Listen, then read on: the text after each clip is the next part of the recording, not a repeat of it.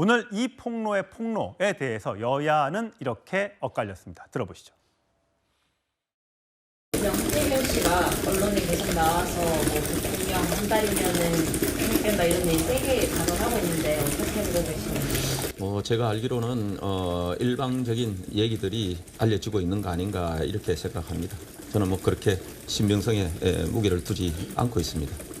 황당하기도 하고 실제로 제가 또 하나하나 검증할 수 있는 현재 아직 입장은 아니기 때문에 일단 여러 이야기들이 보면은 서로 발언자들의 내용이 서로 충돌되는 지점도 있고 해서 뛰는 천공 위에 나는 명태균입니까?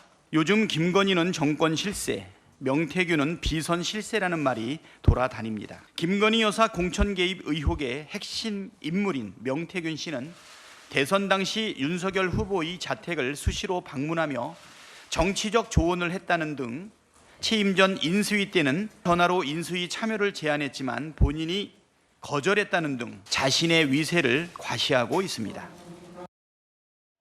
예.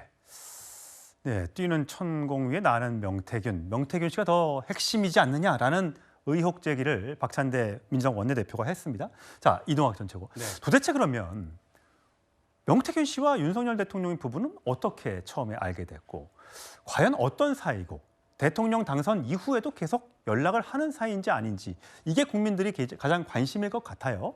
근데 이제 얘기가 엇갈리는 대목들이 좀 있어요. 근데 어쨌든 대통령 취임식에 명태균 씨가 참석한 거는 확인이 된 거고요. 김 여사와 텔레그램이 일부 소통이 있었다는 것도 지금 일부가 드러나고 있는 그런 상황입니다.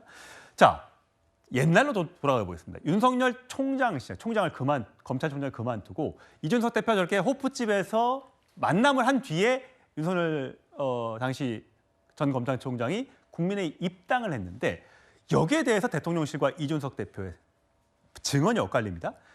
이준석 대표가 명태균 씨를 대통령 보복에 소개시켜줬다. 대통령실은 반대다. 자, 누구의 말이 맞는 것 같으세요? 이준석 대표가 해명을 했더라고요. 저는 그것은 약간 신빙성이 있어 보여요. 어떤 점에서? 명태균 씨가 제가 볼 때 다리를 놓은 것 같고 그 이전에는 김영선 의원을 통해서 소개를 또 받았다고 했잖아요. 예. 그러니까 그런 이 일련의 정황들이 이어져서 그렇게 됐었을 것 같고 그다음에 대통령실에서 해명을 하는데 자기가 경선 후보 때까지 명태균 씨의 어떤 조언이나 이런 것들 그때까지 소통한 건 맞으나 그 이후로는 한 바 없다라고 얘기를 했지만 실제 그 뒤에 한 것들이 또 나오고 있지 않습니까? 그런 점에서 볼 때 지금 대통령실의 해명이나 이런 것들은 지금 앞뒤가 맞지 않습니다. 그리고 제가 아까 말씀드린 대로 대통령실에서 뭔가 문제를 일으켜서 본인들에게 피해가 가는 아주 허황된 피해가 가게 되는 경우에는 적절한 조치를 취해줘야 돼요. 근데 적절한 조치를 취해주지 않으면 저거 뭐가 있나 본데? 이렇게 오해할 수밖에 없지 않겠습니까? 과거에도 보면 김건희 여사의 명품백 받았을 때 그거 본인이 받았지만 이거 행정관한테 돌려주라고 했잖아요. 그럼 그 행정관이 깜빡 잊고 돌려주지 않았다라고 했습니다.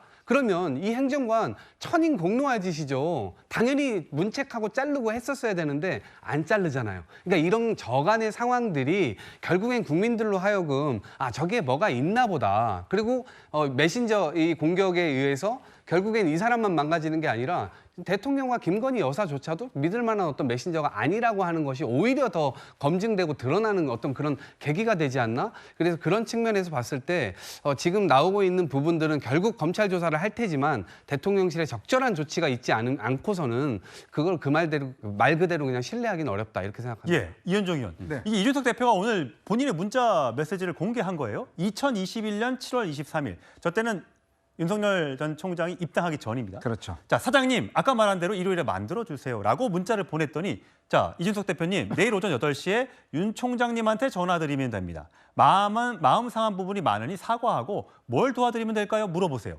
라고 하면 요 내용만 보면 이준석 대표가 얘기했던 것이 맞는 것 같기도 하고 네. 어떻습니까? 그러니까 뭐 서로 간에 지금 조금의 어떤 뭐 주장에 좀 차이가 있긴 있는 것 같습니다.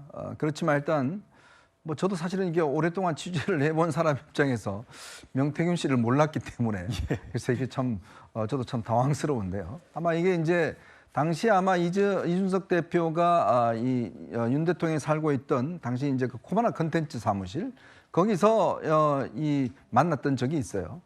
그때 만날 때 바로 명태균 씨가 배석을 했다는 거 예, 아니겠습니까? 그게 거기에서 다른 사람이 있었다는 게 바로 지금 상황의 명태균 씨는 이제 밝혀진 것인데 그만큼 굉장히 밀접한 관계였다는 거죠. 왜냐하면 그 자리가 이제 윤석열 대통령이 본인이 입당하겠다는 뜻을 밝히고 예. 그 다음 주에 언제쯤 가겠다 이런 것까지 밝혔어요. 네. 밝혔는데 돌아오는 상황에서 그때 일부 언론 보도가 나옵니다. 예. 윤 대통령 다음 주 입당 예. 뭐 이런 식으로 나오니까 그때 아마 윤 대통령이 굉장히 화를 내면서 왜 우리가 이렇게 몇 명밖에 이야기를 안 했는데 이 사실들이 언론에 나왔냐. 그래서 그때 제가 알기로 아마 이준석 대표가 호남 쪽에 방문을 갔을 때 윤석열 대통령이 그때 갑자기 1월 날인가요? 아마 휴일 날 바로 당사로 와서 입당했던 바로 그런 이제 상황이 벌어졌고 그게 윤 대통령과 이준석 대표 간의 어떤 균열의 아주 촉발점이 된 사건입니다. 네. 자신이 없을 때 이미 그 자리에서 약속을 했는데 자신이 없을 때 이제 입당식을 해버렸고 그때 권영세 아마 그 의원이 있었을 겁니다. 예. 이제 그런 상황들이 이제 벌어지면서 이제 간극이 벌어졌던 예. 시점으로 보여요. 근데 문제는 뭐냐면 그렇기 때문에 이제 이게 정치라는 게 항상 이 정식 라인을 통한 이게 행사가 굉장히 중요합니다. 예. 그러니까 예를 들어서 당시 물론 윤 대통령이 아직까지 어떤 본인의 이 틀을 잡기 전이기 때문에 이런 명태균 씨 같은 경우는 그 전에도 이준석 대표 대표될 때도 뭐 기여했다 그러고 뭔가 역할이 있다 보니까 아마 몇 번 만났던 것 같아요. 그렇지만 인수위나 이런 어떤 공적 조직에서는 이제 이 비서실이나 있을 때는 그 조직을 이용해야 되는 거거든요. 지금 비롯된 문제는 뭐냐면 결국은 그런 공식적인 모임이 아니라 다른 어떤 걸 통해서 또 대통령 부부가 어떤 자신의 핸드폰이나 이런 걸 통해서 어떤 사적인 내용을 하는 거 이게 지금 문제가 되는 거거든요.